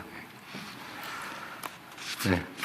자, 참 그리고 신안의 사례는 어쨌든 매우 모범적인데 어쨌든 해당 지역의 발전 사업을 주민들 스스로 하거나 아니면 외부 사업자가 할 경우 30%는 네. 지역 주민에게 할당한다.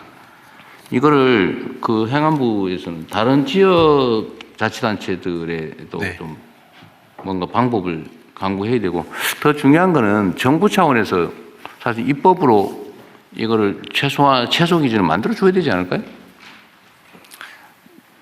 지난번에 대통령 지시 주셔가지고 이 전기사업법에 일종의 이제 차등할 수 없는 규정을 뒀는데 그 부분을 해결하면서 이 특히 햇빛이나 바람 소득은 지자체 단위로 그게 제일 바람직한데 네. 이 지자체장들도 능력이나 의지의 차이가 있고 그리고 또 문제는 지방행정이 투명하고 공정하고 민주적이면 당연히 주민들한테 어떻게 이익을 더 많이 줄까 해서 이렇게 싸워서 막 확보하는 것도 있지만 그게 이권 사업이 돼가지고 뒤에서 불법거리 하는 경우도 생긴단 말이에요. 그 법무부에서도 이거 잘 봐야 돼요. 지방의 부패, 지방 부패 사례들을 잘 찾아내가지고 엄정하게 단죄를 해야 되는데 하여튼 이게 이권 사업이기 때문에 지방에 맡기는 게 바람직하지만 확실치는 않아서 정부 차원의 일정한 뭐 지침이든 아니면 강제 규정이든 강제 규정을 만들기 어려우면 뭐 지침이라도 만들어서 그걸 할 수 있잖아요. 예, 그 관련해서는 저희 행안부에서 마을 공동체법이 지금 저 상임위 계류 중입니다. 아, 그래요? 이걸 통해서 이 사업이 마을 공동체에 활용되도록 하도록 이렇게. 네. 그러니까 그 법으로 만드는 게 어쨌든 논쟁도 있을 거고 시간도 걸릴 텐데 그 전에라도 뭐 행안부 지침으로 네네.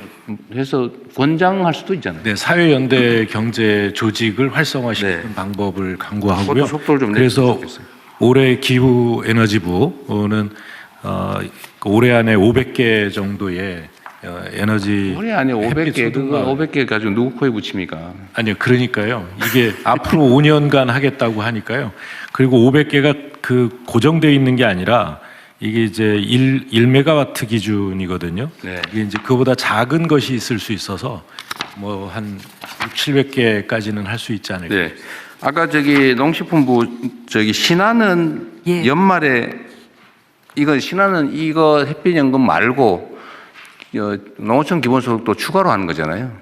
그 이후로 인구가 더 많이 늘었어요. 더 많이 늘었겠죠. 작년 연말에 지금 한 저희가 조사한 확 거에 늘었으니까 하면 얼마 늘었어요? 그 2,957명이 늘었습니다. 3개월 사이. 3개월 사이에. 최근 기본소득 연말에? 발표 난 다음에 2,900명이면 몇 프로가 늘어난 거예요? 2,957%, 7.6% 늘어난 겁니다. 신안군 원래 인구가 38,930명이었습니다. 근데 그 전에는 사실은 마이너스 0.1% 감소되고 있었습니다. 직전 3개월 보면 전체로 보면. 근데 기본소득 선정되고 나서 2,957명이 늘었습니다. 7.6%. 그러니까 신안은 지금 현재 상태로도 이제 햇빛연금을 평균 50몇만을 받는데 기초형 기준금이지 농촌 기본소득을 예, 연 180만 원을 180만 받으면은 1인당 230만 원을 받는다는 얘기가 되잖아요. 이제 그건 계속 늘어날 거고. 근데 아마 햇빛소득 마을로 그러니까 햇빛소득 받는 읍면이 전체가 다가 아니고 제한적인 제한적인데 평균적으로 50만 평균은, 전체 평균 예, 50몇만 그렇습니다. 원이라니까 그것도 적은 돈은 아니죠 사실. 그럼요. 대통령이 아까 걱정하셨던 것 관련해서요.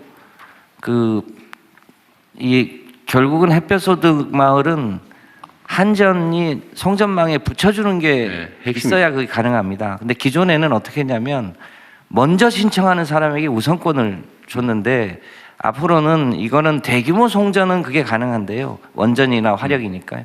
이 햇빛소득은 우선 신청한다고 그것이 가장 효과적이라는 법이 없어서 일단 신청을 받고 신청받은 범위 내에서 여러 가지 요소들을 감안해서 그 접속을 해주는 걸로 한전의 접속 이 지침을 바꿀 예정으로 있습니다. 그렇게 하면 이 공동체성이나 이런 여러 가지 뭐랄까 특혜 소지가 있는 것들은 좀 걸러낼 수 있을 거로 보여집니다. 바꿀 예정이라는 말씀은 다음에는 바꿨다 이렇게 바꿨다고 보고하겠습니다. 보고하기 좀 빠르게 되기를 바랍니다. 네.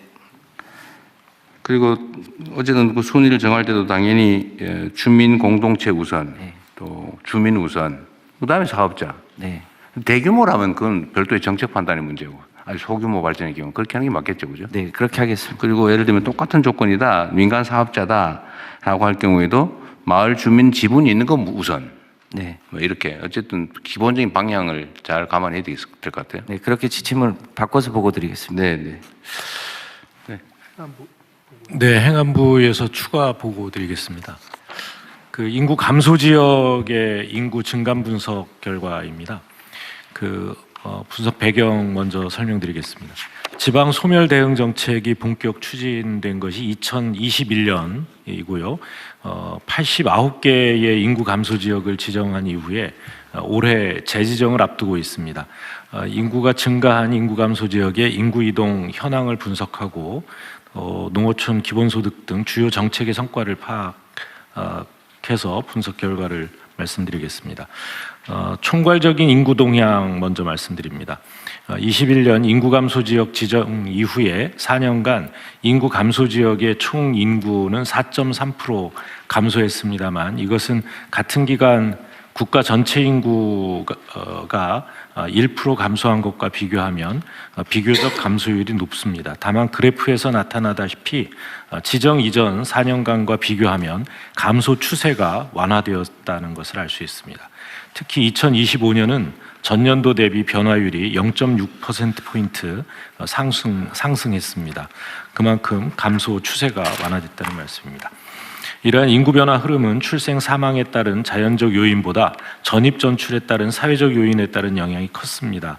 인구 감소 지역은 높은 고령자 비율과 낮은 청년층 비율로 인해서 여전히 매년 약 1.1% 자연 감소하고 있습니다. 다만 사회적 요인으로 89개 인구 감소 지역 중에 76개 지역에서 지정 이후 순이동 수치가 개선됐고, 특히 32개 지역은 인구가 유출되는 지역에서 유입되는 지역으로 전환되었습니다. 2025년은 농어촌 기본소득 시범 실시가 예고되는 등 영향으로 전년 대비 약 2만 명가량의 전입이 증가했습니다. 다음은 인구 증가 지역에 대한 분석입니다. 인구 감소 지역 지정 이후에 4년간 인구가 증가한 지역은 7개고요. 또 최근 1년간 1% 이상 증가한 지역은 14개입니다. 중복되는 지역을 제외하고 16개 지역을 분석했습니다. 전남 신안에 대해서는 농식품부와 기후부의 보고에서 이렇게 들으신 바 있습니다. 지난 1년간 9.7% 증가해서 가장 높게 나타났습니다. 인구 증가 지역은 크게 3가지 유형으로 구분이 되는데요. 첫째는 감소 추세가 지속되다가 농어촌 기본소득 도입으로 반전된 사례입니다. 정선군과 장수군이 해당됩니다. 둘째는 중앙정부와 지방정부의 인구 감소 정책 추진으로 인구가 증가한 사례입니다. 영광군과 신안군 등입니다. 셋째는 산업단지, 택지개발 등 인구 감소 대응 정책 이외의 요인으로 증가한 사례인데요. 장성군과 예산군이 해당됩니다. 인구 감소 지역 중 인구가 늘어난 지역의 전입자 연령대는 20대와 50대 비중이 높았습니다. 특히 김제와 영광의 경우에는 20, 30대 유입이 두드러졌는데 결혼, 출산, 육아 그리고 청년 정책을 적극 추진한 결과로 추정됩니다. 인구 증가 지역으로 신규 전입한 사람들의 이전 거주 지역을 보면 거리가 가까운 인접 시군 또는 동일 시도 내에서 인구 이동 비율이 48%로 높게 나타났습니다. 다만 다른 인구 감소 지역에서 전입도 11% 있었습니다. 높지는 않습니다. 전입 사유는 직업, 가족 이미 보고받으셨는데요. 이런 순으로 나타나서 전국 전입 사유 중에 가장 많은 주택과 차이가 있습니다. 인구 증가 지역에서 타 지역으로의 전출은 인접 시군과 동일 시도 위주로 이루어졌으나 가장 비중이 높은 20대는 수도권에서 가장 많이 이동했습니다. 이들 인구 증가 지역의 주요 인구 정책을 보면 농어촌 기본소득 시범 사업은 이미 보고받으셨고요. 또 햇빛연금도 보고받으셨습니다.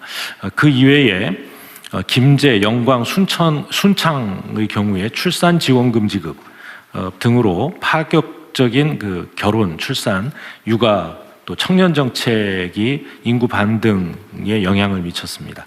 수도권 내의 인구 감소 지역인 강화 그리고 혁신도시가 있는 예산 등 일부 지역은 주거단지 공급과 산업단지 조성 같은 여건 변화도 영향을 끼친 것으로 보입니다. 시사점을 정리해서 말씀드리겠습니다. 인구 감소 지역 지정, 또 지방 소멸 대응 기금 등 정책 도입 후에 순유입 증가로 인구 감소 추세가 완화되고 있고, 특히 농어촌 기본소득으로 인한 획기적 인구 증가 효과가 확인되고 있습니다. 인구 감소 지역 간 이동은 우려했던 것보다 비교적 낮게 나타났고, 동시에 수도권에서의 전입을 늘리기 위한 정책적 고려가 필요한 것으로 보입니다. 유입 인구의 주축은 은퇴를 준비하는 50대와 청년층이 20대입니다. 따라서 향후 인구 유입 정책은 은퇴자 정착 지원 정책과 결혼, 출산, 육아 지원처럼 연령대별 특성에 맞춘 접근이 필요하다고 말씀드릴 수 있습니다. 이 분석은 최종적으로 올해 3월 말까지 세부 분석을 마칠 예정이고 별도 보고 드리도록 하겠습니다.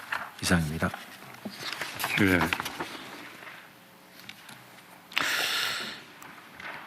지금 인구 감소 지역으로 지정을 했는데 그 후에 예를 들면 각 지방 정부가 열심히 노력을 해가지고 인구 감소가 안 되고 증가 지역으로 바뀌면 혹시 지정을 취소해가지고 불이익을 주고 그러는 건 아니죠? 네, 그 인구 감소 지역에 관한 규정을 지금 개정을 할 예정이고요. 뭐 올해 하반기에 새로 5년간 지원할 지역을 지정하게 되는데요. 재지정하게 되는데요. 그때는 인구 감소 지역으로 지정됐다가 인구가 늘어난 지역은 이 활력 플러스 지역으로 인구 플러스 활력 지역으로 이렇게 그러니까 이게 우리가 이제 정책을 할 때 그런 고려를 해야 될 것 같은데요. 근데 뭔가 문제가 생겨가지고 이제 지원 대상으로 선정이 됐는데 막 열심히 노력해가지고 개선이 됐어요. 그럼 딱 탈락을 시켜버려요. 그러니까 더 그렇게 되지 않게 더 많이 지원할 예정입니다. 네, 좀 그거는 열심히 한 데 대한 평가를 그러니까 그걸 해야 될 것 같아요. 예.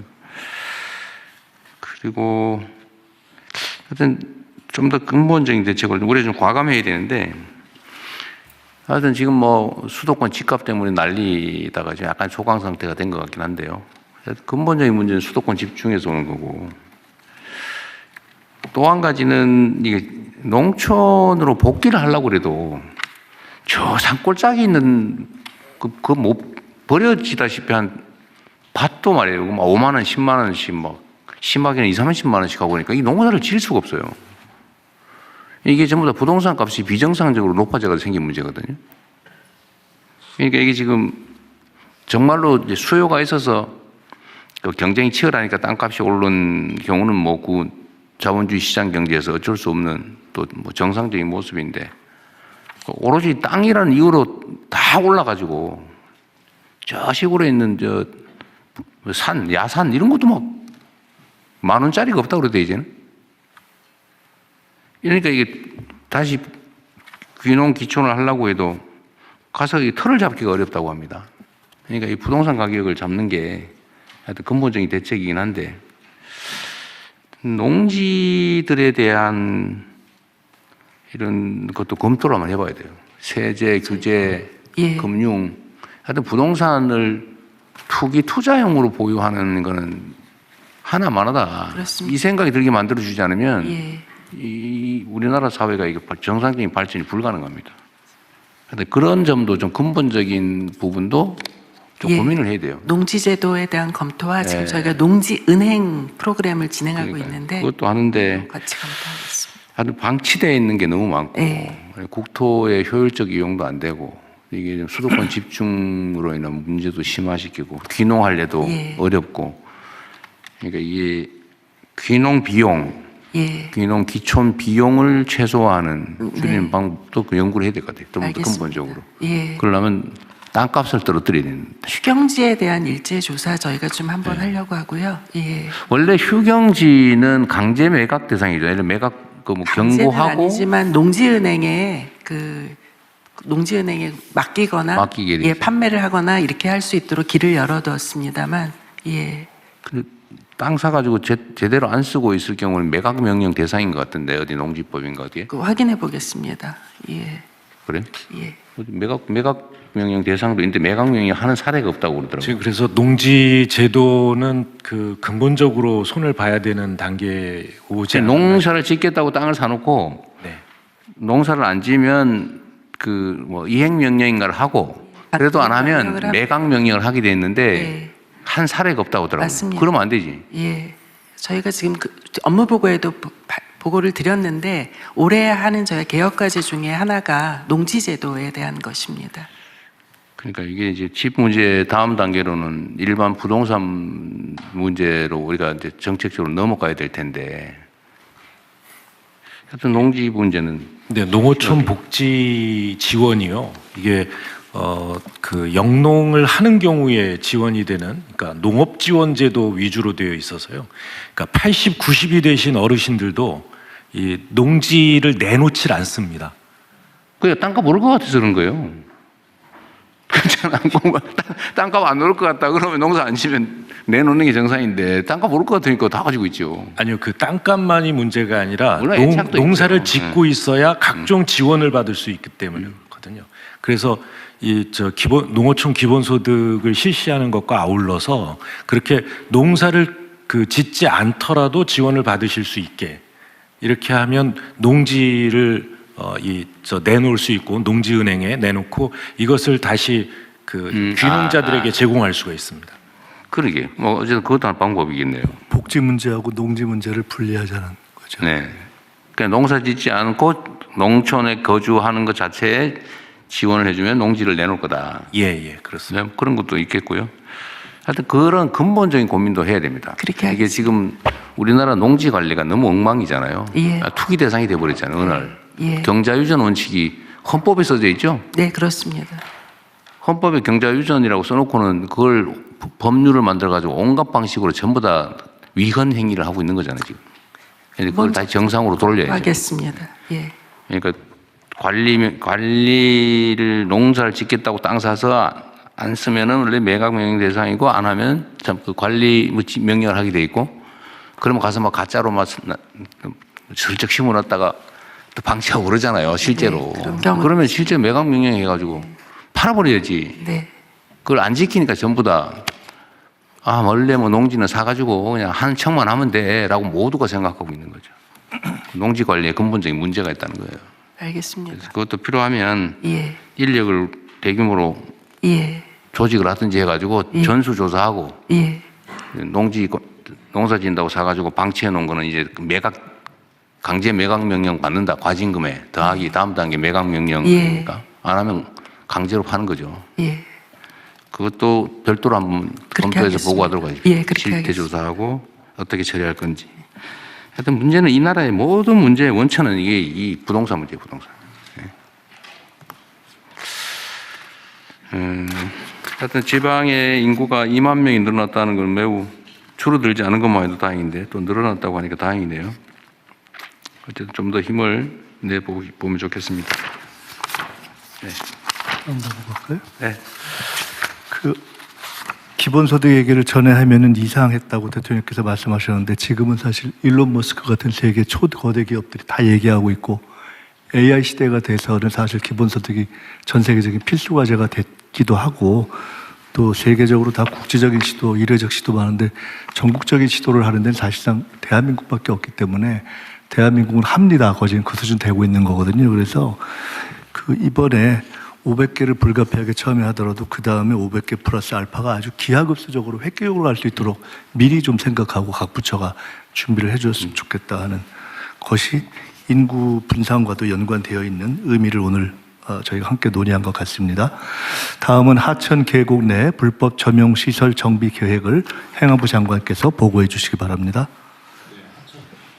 네, 하천 계곡구역 내 불법 점용시설 정비 현황 및 계획에 대해 보고드리겠습니다. 먼저 추진 개요 및 경과에 대해서 간략히 말씀드립니다. 국민에게 안전하고 깨끗한 하천을 돌려드리기 위해 이 불법 점용시설 정비를 전국적으로 확대 추진했습니다. 불법 행위자에 대한 자진 철거를 유도하되 불응 시에는 관계법에 따라 엄중 조치하는 것을 원칙으로 25년 7월부터 정부 차원의 TF를 구성하고 일제 조사 및 정비를 추진했습니다. 25년은 전국적인 정비의 첫 해인 만큼 국가정책 조정회의를 통해 추진 방향 및 문제점을 논의하고 수시 점검회의를 통해 추진 상황을 적극 독려했습니다. 세부 내용을 보고드리면 불법 점용 행위는 전국 실태 조사를 통해서 835건 조사되었으며 평상 그늘막이 218건으로 가장 많았고 가설 건축물 및 불법 경작 순으로 확인되었습니다. 이 중 753건 90%에 해당됩니다. 는 원상복구 조치되었습니다. 미조치 시설은 철거에 따른 구조적 안전성 검토 등이 필요하여 자체 철거 계획을 마련해 조치 중에 있습니다. 아울러 재발 방지를 위한 관리 기준을 마련해서 주민 편익 시설 설치 등을 위한 예산도 지원하였습니다. 또한 정비 실적 평가를 통해 모범이 된 15개 지방정부에 대해서는 정부 포상과 특교세 등 재정적 인센티브를 지원했습니다. 26년도에도 중점 추진할 계획입니다. 먼저 25년은 다소 늦은 시기인 7월부터 단속을 추진했기 때문에 불법 시설이 이미 설치된 지역이 많아서 정비에 어려움이 있었습니다. 따라서 26년에는 시기를 앞당겨 3월부터 조기 추진하도록 하겠습니다. 3월에서 5월은 농작물 파종 등 불법 경작 단속, 또 6월부터는 평상, 그늘막 등 불법 상행위 중심으로 집중 단속을 추진하고자 합니다. 재발 우려가 있는 지역은 중점 관리 대상 지역으로 지정하고 단속 인력도 대폭 확대하여 관리를 한층 강화하는 한편 지방정부에 필요한 경비 지원을 위해 재난특효세도 선제적으로 교부해 하겠습니다. 또 관련 법령을 개정해서 반복적이고 상습적인 행위와 안전관리에 지장을 주는 경우도 행정 대집행이 가능하도록 적용 특례를 확대하겠습니다. 끝으로 정비 우수 지방정부에 대해서는 정부 포상을 확대하고 특교세 등 재정을 지속 지원토록 하겠습니다. 참고로 여름철 대비 빗물바지 정비와 관련해 25년에는 집중 관리를 통해 전년 대비 3.5배나 많은 곳을 정비했습니다. 금년에도 4월부터 조기 추진해서 철저히 이 여름철 재난을 대비하도록 하겠습니다. 보고를 마치겠습니다. 이거 조사 건수가 전국을 했더니 835건이더라 그 말이죠. 네, 그렇습니다. 믿어지십니까? 예. 제가 경기도에서 조사할 때 이보다 훨씬 많았던 것 같은데 이거 네. 저기 한 번 더 기회를 주고요 지방자치단체들한테 네. 한 번 더 기회를 주어서 추가 조사를 하고 그 다음에는 감찰을 전국적으로 해가지고 누락된 경우에는 그 담당 공무원하고 자치단체에 대해서 엄중 징계하도록 하십시오. 네. 이게 835건밖에 안 될 리가 없어요. 그리고 이게 저도 경기도에서 조사를 해볼 때 봤던 건데 공무원들이 지나가다 보고 못 본 척 합니다. 위반을 하고 있는데 위반 사례로 조사를 하지 않아요. 그냥 슬쩍 못 본 척해요. 이게 너무 많아요. 그러니까 이거를 다시 한번 기회를 주고 그 다음에는 감찰을 시켜가지고 실태 조사를 한 다음에 누락시킨 경우는 엄중 문책하고 규모가 크거나 이러면 직무유기로 처벌하도록 하십시오. 네, 알겠습니다. 법무부도 요거 한번 행안부하고 좀 신경 써서요. 네, 그렇게 하도록 네. 하겠습니다. 하여튼 이거 말이 안 돼, 말이. 835건밖에 안 돼. 그리고 90%를 자진 철거받고 있다는데 철거할 수 있는 것만 조사한 거예요. 그 어려운 거 안 한 거지. 부지기수입니다, 부지기수. 그 원칙을 아주 명확하게 좀 하면 좋겠습니다. 그리고 요 얘기 나온 김에 각 부처청의 그 내부 감사 조직들이 다 있잖아요. 그거 좀 활성화해야 됩니다. 전에도 한번 말씀드렸던 건데 감찰 감사 기능을 좀 강화해서 안 하려면 아예 안 하든지 하면 제대로 해야지 적당히 이렇게 하는 거 절대로 허용하면 안 됩니다. 그럼 공직 기강이 무너져요. 하면 확실하게 해야 됩니다. 그리고 이게 단속하다 보면 이게 지금 이게 다 돈 벌기 위해서 위반하는 건데 이거 벌금만 수사하고 벌금에서 처벌해봐야 소용이 없어요. 처벌받을 사람을 바꿔가면서 합니다. 명의만 바꾸면 되거든요. 기껏해 벌금 500만 원, 재범해봐야 뭐 벌금 한 700만 원, 1000만 원. 그러니까 아예 바꿔요. 그리고 벌금 내고 걸리면 벌금 내고 그 다음에는 이제 가중처벌 되니까 이름 바꿔가지고 또 하고 며느리 이름으로 했다가 시동생 이름으로 했다가 이렇게 바꾼다고요. 그러니까 이거는 과징금도 이것도 과징금을 좀 강화하는 방안을 검토해 보십시오. 행안부. 그 과징금으로 그 수익 이상의 비용이 발생하게 만들어야 됩니다. 네, 알겠습니다. 그리고 위반 면적 곱하기 얼마 더하기 아니 곱하기 위반 연수까지 이렇게 할 수 있게 해가지고 그 불법을 해가지고 돈을 버는 게 불가능하게 좀 만들지도록 하고 그 시간이 지나더라도 그 수익을 환수하도록 네네. 그렇게 한번 만들어 보십시오. 형사처벌을 해봐서 소용없어요. 괜히 수사하고 기소하고 재판하는데 시간만 걸리지. 그래서 이건 다시 좀 전면적으로 한번 네. 점검해 주시기 바랍니다. 전면적으로 검토. 그 다음에 뭐 사소한 거긴 한데 이거 이행강제금 있잖아요. 예. 이행강제금 부과하게 되는데. 네네. 근데 이행강제금이 어떤 문제가 있냐면 내가 보니까 이자와 가산 제도가 없는 것 같더라고요. 그러니까 위반해서 버티는 만큼 이익이에요. 금융이익이 발생한다는 거예요. 왜냐하면 시간이 지나도 더 내는 게 없어요. 그러니까 버티는 게 이익이에요. 네. 그 이상한 제도 같아요. 저기 법제처에서도요, 이행강제금이 온 동네에 있거든요. 근데 이런 제재금을 위반을 하고 시간이 지나면 이익이 되게 지금 설계되어 있어요. 그러니까 버티라고 권장하고 있는 거예요. 금융이익 이상의 가산금을 붙여야죠. 예, 전반적으로 전반적으로 검토를 해가지고. 네. 다른 전 됐습니다. 다른 의견이 없으시면 원안대로 접수하고 부처 협조 사항 순서로 넘어가겠습니다. 재경부 국가유산청 순서대로 부처 협조 사항 공유해 주십시오. 예, 먼저 재경부 보고 드리겠습니다. 생활 물가 안정은 그 민생 경제의 1번이자 핵심 과제입니다. 그래서 정부는 근원적 체감 물가 안정을 위해서 사상 유례 없게 장관급으로 민생 물가 특별관리 TF를 구성했었습니다. 그동안의 활동 상황입니다.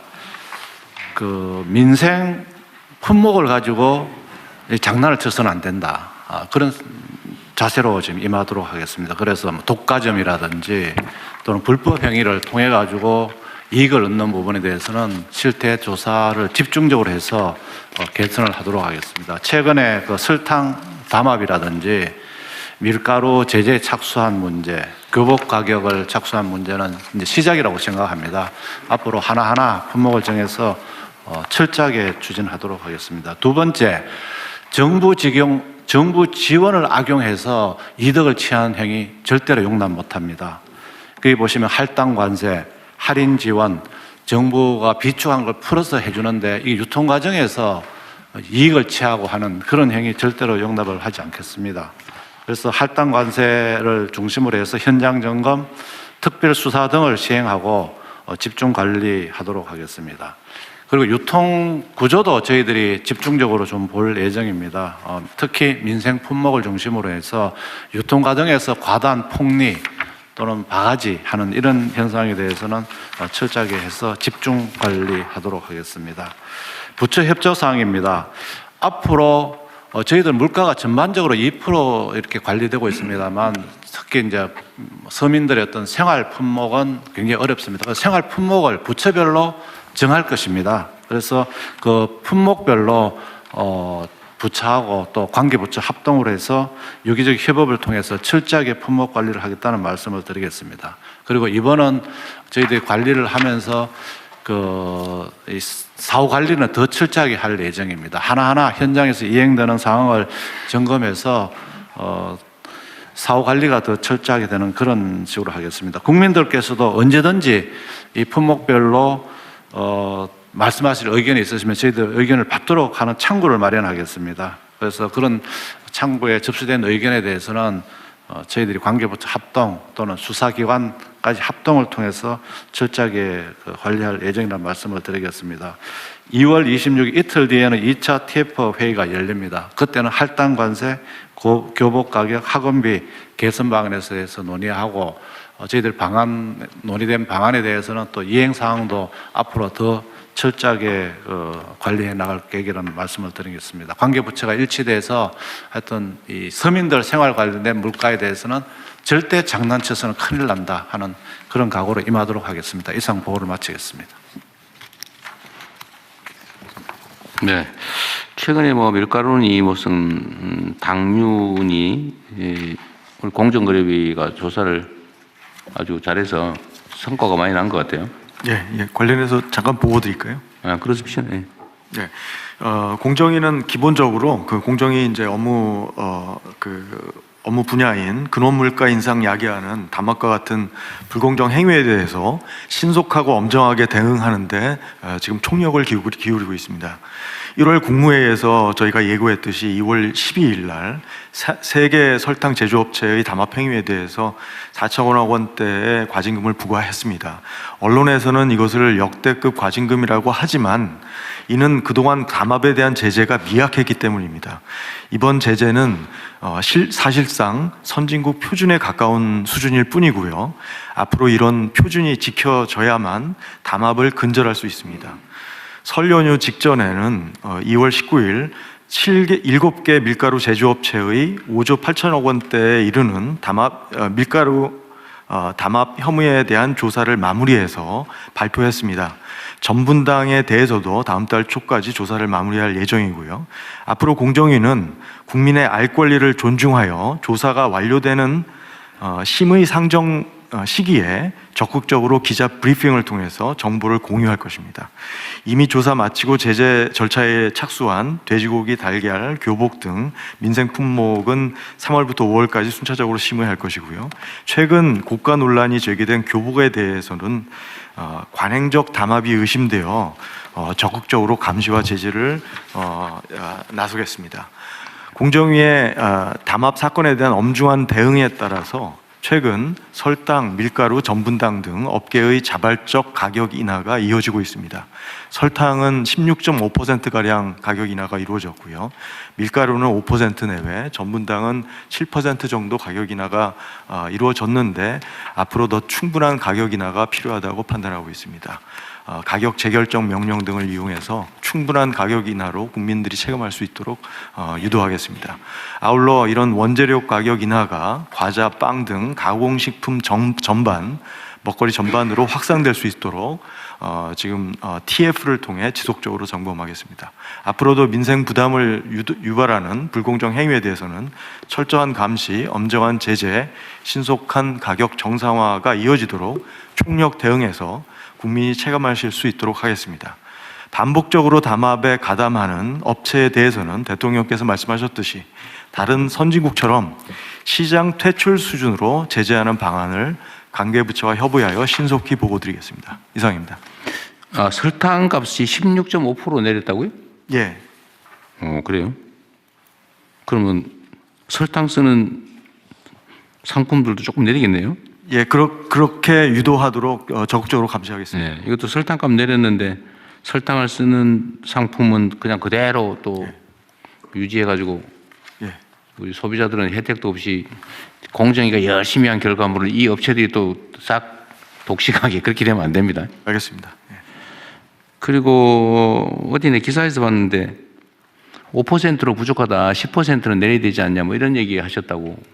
어제 국회에서 정무위에서 관련 질문이 있어서 지금 환율 인상이라든지 원자재 원료 가격 인하 이런 것들을 다 감안했을 때 최소한은 그 정도가 필요한 것 같습니다. 최소한. 그런데 가격 재결정 명령권이 있는데 아직 대한민국은 한 번도 쓴 일이 없다 그런 얘기잖아요. 2000년대 중반에 사용했습니다. 한번 했어요? 그리고 그 후로 없었습니다. 그럼 가격 재결정 명령은 우리 계산해 보니까 당신들이 담합을 해서 부당하게 이만큼 올렸으니까 요 가격을 해라라고 명령할 수 있다는 거죠. 예, 재결정해서 충분히 가격이 인하될 때까지 유도할 수 있습니다. 유도를 해요? 명령이 아니고? 명령을 하면 기업들이 자발적으로 가격을 낮출 수 있습니다. 명령과 자발적으로 하는 건 그리고 그 논리 모순인데. 불충분하면은 다시 명령할 수 있습니다. 그게 이상한데? 가격을 그럼 내려라 이렇게만 추상적으로 하고 얼마까지 해라 이거는 안 된다는 뜻이에요? 그것까지 하지는 않습니다. 예. 그렇게 하기는 그러니까 그렇게 내려라고만 말해요? 예. 그리고 1% 찔끔 내리면 또 내려라 그러고 0.5% 내리면 또 내려라 그러고 그런다는 거예요? 그것보다 조금 더 자세한 그 행정 지도를 할 수는 있습니다. 지도하는 거예요? 명령하는 거예요? 그 지도가 명령이고요. 형식은 명령이고 그 명령은 따라야 되는 거죠. 구체적으로 따르지 않으면 제재가 뭐예요? 네. 따르지 않을 경우에 제재는 뭡니까? 예를 들면 지금 그냥 내가 보기엔 추상적으로 내려라라고 일종의 유도 지시를 하는 것 같고 그건 뭐 몇 퍼센트 얼마 이렇게 정하지 않기 때문에 0.1원 내리고 그냥 구두 내린 건 내린 거니까. 명령에 대해서도 제재해야 됩니다. 제재하는 안 따르면 어떻게 하는 건데? 제가 제재할 수 있는 방안을 제재하는 것으로 알고 있습니다. 예, 그것도 좀 알아보시고요. 하여튼 무슨 행정을 할 때는 뭘 해라라고 하는 것도 좋은데 안 따를 경우가 중요하거든요. 따르는 경우는 문제가 없잖아요. 안 따를 경우에 어떤 제재가 있냐. 그게 만약 부족하다면 제재 방안을 강화를 하든지 새로 만들어야 되는 거거든요. 안 따를 수 없게. 근데 지금 우리 행정을 보면 그냥 속된 말로 뭉개는 경우가 많단 말이에요. 아까 그 농지 매각 명령처럼 안 하기도 하지만 어떻게 땅을 팔으라고 해. 이런 생각을 공무원들이 하나 봐요. 그러면 안 되죠. 그 법을 마로 만들어요. 그렇게 하면. 그러니까 이것도 제재 방안을 확실하게 강구하고 만약에 안 되면 그 제재 명령 안 따른 데 대한 제재를 또 해야죠. 네네. 그래야 행정의 권위가 쓰잖아요. 그것까지 챙겨보겠습니다. 그리고 어쨌든 이게 첫 시작이나 마찬가지이기 때문에 만약에 내려라. 좋게 말할 때 해라. 이렇게 하지 말고 얼마 이하로 내려라. 최소한 이건 해라. 그 이하로 해라. 이렇게 해야지 그냥 내리세요. 그 제재할 수도 없잖아요. 그리고 그 공정위 인력 증원은 전에 제가 그냥 추상적으로 제가 선거 때 500명 이렇게 얘기를 했었는데 지금 몇 명 증원했어요? 지금 170명 가량 증원했고요. 올해 다시 200명 증원할 예정하고 370명. 근데 왜 500명 안 하고 그거밖에 안 했어요? 협의해 보니까 좀 협의 과정에서 좀 어려움이 그 정도면 충분해요? 아니면 더 필요해요? 사실 충분하지는 않지만 최소한 그 정도는 필요할 것 같고요. 간단한 예를 들면 지금 담합에 대해서 공정위에서 활용하고 있는 인력이 50여 명입니다. 50명이 사건 인지서부터 시작해서 몇 년씩 조사하는데 막 2년, 3년씩 걸리잖아요. 그렇게 하면 안 되죠. 그렇습니다. 그리고 가령 이제 지금 설탕 담합 같은 경우는 TF를 만들어서 5명이서 한 겁니다. 그리고 설탕, 밀가루, 전분당이 결국 설탕에서 시작한 건데요. 인지수사에서 시작한 겁니다. 고발도 없었고 자료도 없었습니다. 인지수사에서 한 1년여 가량 지난하게 끈질기게 조사한 끝에 자진 신고를 유도했습니다. 근데 그 인력이 10명입니다. 10명이 지금 너무 적잖아요. 담합 사건을 다루고 있습니다. 너무 적으니까 조사도 충분히 못하고 맞습니다. 그러니까 업체들이 그 사실을 아니까 맞습니다. 다 위반하고 있으니까. 그러니까 필요하면 인력을 기획예산처에서 안 해주고 있는 거예요? 행안부가 죽으면 좀 더 잘 봐주세요. 최대한 이렇게 최대한 거예요. 배려를 하고 있습니다. 그러니까 한국의 시장 시스템이 진짜 낙후한 부조리가 가득합니다. 그러니까 온 동네가 팔면 전부 다 더러우니까 다 고쳐야 될 거 아닙니까? 맞습니다.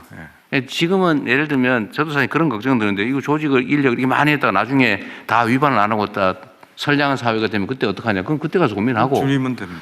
그다음에 그 인력이나 이런 거는 좀 남더라도 왜냐하면 자연 감소분이 있기 때문에 몇 년 지나면 또 줄어들잖아요. 그러니까 그거 고려하고 지금은 정말 그 중요한 시기니까 하면 다 걸린다 이렇게 생각하게 만들어야 돼요. 그래서 안 하게 만들어야죠. 맞습니다. 우리가 경찰을 경찰이 몇 명이에요? 한 10만 명 되나? 14만입니다. 13. 경찰을 왜 운영하겠어요? 그렇잖아요. 맞습니다. 그리고 하여튼 이게 조사상 발견하기가 어려운 측면이 있는 것 같은데. 그렇습니다. 포상금을 확 줘요. 그냥 이거 신고하면 인생 고치게, 팔자 고치게. 그렇게 하려고 하고 있습니다. 그래가지고 4천억 하면 몇백억 줘요, 그냥. 그렇잖아요. 그리고 신고했더니 과징금 액수가 500만 원밖에 안 된다. 500만 원 다 줘요, 그냥.